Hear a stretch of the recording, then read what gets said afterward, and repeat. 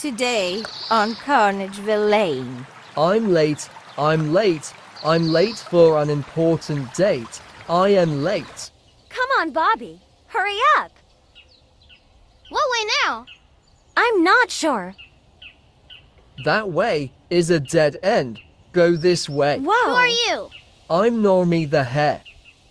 And I'm late. Whoa, look at those. Yummy. Should we follow that rabbit? Most definitely. Whoa, I feel funny like Ha-Ha. Bobby, get back here, you rascal.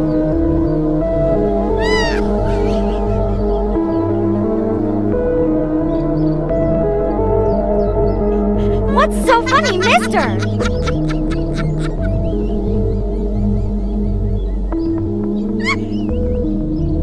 Are you seeing what I'm seeing? Hi, I'm Glowy, the sparkle worm. I glow and sparkle. Do you know where we are? Go ask Alice, I think she'll know. I'm late. You are right on time. Yes, 13th hour. I've arrived and so shall our guests shortly. Will our fearless heroes Pia and Bobby make it in time? And who will we encounter on this little journey? Find out next time on Carnageville Lane. Caution, this video may induce seizures or adverse reactions due to flashing lights and hypnotic backgrounds. Viewer discretion advised. Welcome to the wonderful world of Strange Suspicion True Crime Series.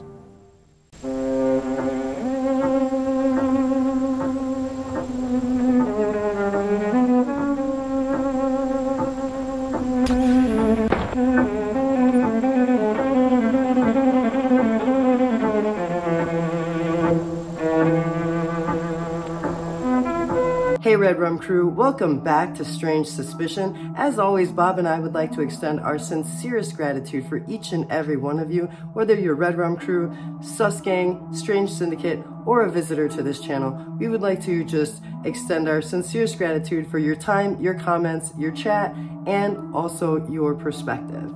Please remember that when you comment on our channel, you will be treated with respect. We have zero tolerance for disrespect in this community. We do take content suggestions, so if there's anything you would like us to do as far as content, we would love for you to leave a suggestion. I do read every email and every comment sent and do respond to each and every one of them in time.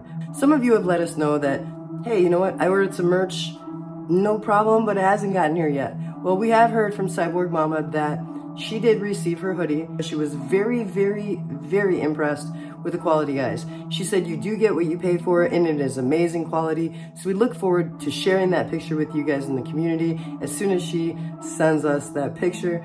And for anybody else that ordered merch, just so you know, it is like a campaign. So they take the sales up into a certain day, and on that day, that's when they mail them all out. Whatever, you're not getting bamboozled, guys. Just so you know, they only send it out on a certain day. So if you have merch that you would like to take a picture of, you could also email that to us and we can show it on a video. I think there's plenty to discuss here, guys. Ann Taylor, she doesn't hold much back anymore, right?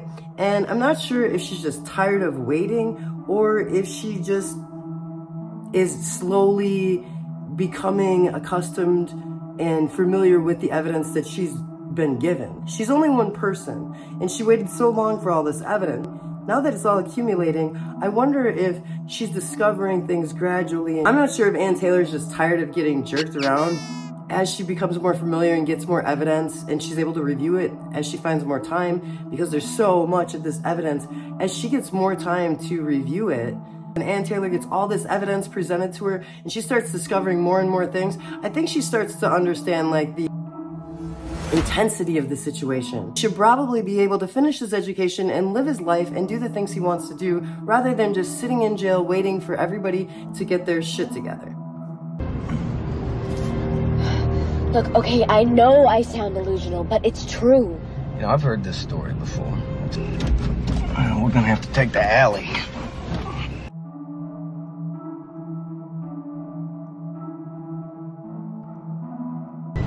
Look, You little shit stick Mayberry ass reject. There's been a murder. And you're gonna fry in hell if you ignore it. All right, I put out a search for him, all right? He was probably just playing a prank on you.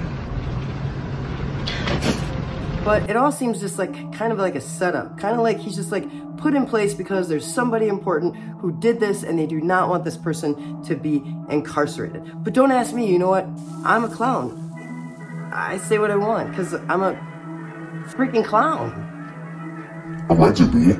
Ann Taylor strongly criticized the prosecution. How could the prosecution think turning in video evidence with the sound gone, with the sound taken off the video, how is that considered real, true evidence? I mean, when you take the sound out of the video, the context is lost. You can make that, navigate that into any context that you want. Any narrative can then be put into place. What in the freaking frick is going on here? What makes the sound get removed from the video when it goes from the prosecution to the court? Where did the sound get removed from this video? If I wanted Bob to take the sound out of a part of a video, I would just tell him, and you wouldn't hear anything. I would have a hard time believing that any of you would disagree with me. But this whole time, I've been thinking, the prosecution's crazy footwork, I guess you could call it. Some crazy manipulation, maneuvering of evidence and meshing it a little bit with facts and then kind of dancing away from it. I was waiting and waiting and waiting.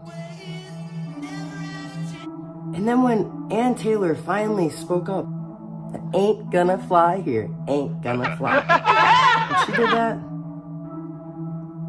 in that moment I was like, What are you waiting for, huh?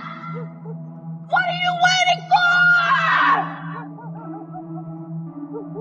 when she just openly in court did that, I thought, if you ask me, it was gangster. The prosecution is obviously deliberately controlling the story, influencing public opinion, and possibly biasing any kind of jury pool. Not only puts disadvantages into place, but it also threatens the dignity of the entire trial. The whole thing, guys. So this could lead to a situation where Brian could be judged unfairly, as if he hasn't already been judged unfairly, right? I'm not sure what it would take to convince the world he's innocent at this point, but hopefully whatever that is that's gonna prove that he's innocent is locked away in evidence, or it's gonna come out of the mouth of one of the surviving roommates. Enough time has passed, enough reflection could have gone through these girls' minds, enough fear alleviated. If they were actually present when this happened, anything that they heard or saw, no matter how big or small this little bit of information they could provide, could change the entire case. I hope that if they were present during the time of this awful, awful incident that took the lives of Ethan, Xana, Maddie, and Kaylee, that they have something to say. They're made to say something. Because I don't understand why they aren't just as suspect as Brian Kohberger in their silence, in their ability to hide away and become a gamer or move to another state and get engaged, start a new life. Hold that thought, guys. If you like this video so far, please consider pressing that like button. It helps us in the algorithm. It's a free way to show appreciation for our channel. Take a look at this, and I'll be right here. Hi, guys. I just wanted to take a moment and remind you to like the video, comment, share, and if you're able, become a member. They start at $2.99.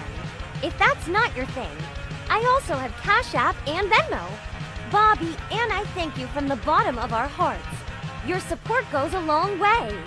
And remember, our videos are free, so if you can't support financially, just remember a like is just as grand. Now on to the show! Always trust the clown. I'm not sure why YouTube doesn't give notifications for community posts, but that's a way to keep like conversating with the community and keep things going in the community. in between videos. Want to know about channel giveaways or shout outs to other creators or polls. So when we're really lucky and someone is the most ridiculous troll, I will post Troll of the Day. If you want to know all about that and more, stay engaged with our amazing community. Go to the channel page, find the community tab, and check it out. The next thing that absolutely floors me, guys, is the change of venue. Is it really May 2024 and they're just now discussing change of venue? Has Moscow, Idaho lost their freaking mind? They've all been creating this image of this man in the school, in the news, in the public, in chitter chatter, you know, word of mouth. Everybody's walking around talking about what a monster this guy is. And now it's May of 2024 and they're talking about, do you think he should get a change of venue? Of course he should get a change of venue. They're gonna decide that. It's not up to us. Unfortunately, allegedly, they know better. When they decide this, we'll know. But in the meantime, I asked you guys what you thought. Moonvale. Good day, Moonvale. You said that you would hope so, that he would get a change of venue. But you're not gonna hold your breath, which I can understand because of the fact that the legal system that Idaho has set up in place is absolutely inefficient, immoral, and not justified. I feel that you are absolutely right, Moonvale. It is possible that the prosecution and the judge are people who have shaped the demographics of that community as far as conviction rates and things like that. So they have like an image to uphold and maintain for the community to believe that they have been safe in this community, as well as the people who do frequently come in and out of the town for University of Idaho. Yolo says that he should get a change of venue, but that means that he probably won't. Absolute sign that a lot of people have lost kind of like faith in the Idaho system of justice. Like, this is an absolutely like good old boy state. They do what they believe the people in authority tell them to do, or tell them what's right and tell them what's wrong. They just believe whoever's in the place of authority. YOLO, I do absolutely agree, and I think it's improbable to think that they're going to go out of their way for Brian in any way, shape, or form because they believe that he is guilty. Like you said, like he should get a change of venue, but because it's Idaho, he probably won't. Norman said that Brian does deserve a change of venue, but that the university has a stranglehold on the whole town. Law enforcement, the public, and the fear of retaliation has the whole town silenced. Norman says it would need to be an outside agency that can pull Brian out of the muck, whoever they shall be. I would have to also agree with you, Norman, on this, because I personally believe that an unbiased external agency stepping up might be the only way to ensure a truly fair trial. And I feel like Brian Kohberger and everybody else deserves a fair trial. We're gonna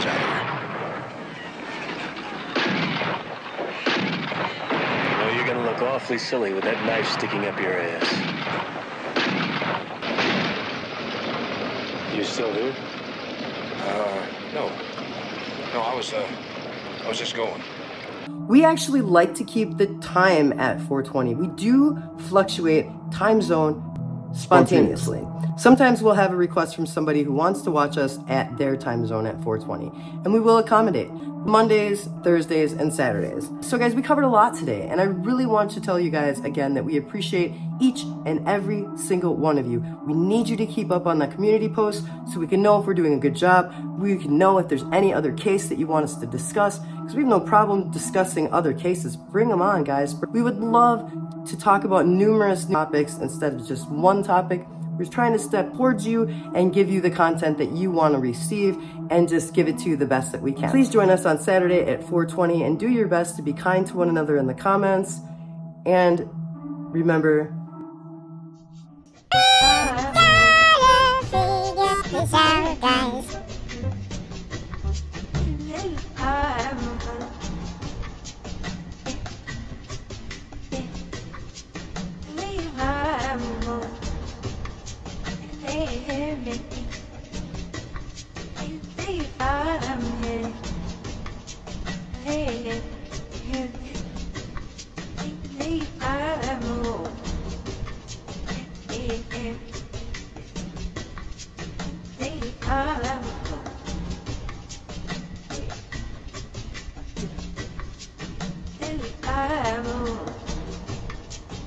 Where have you been?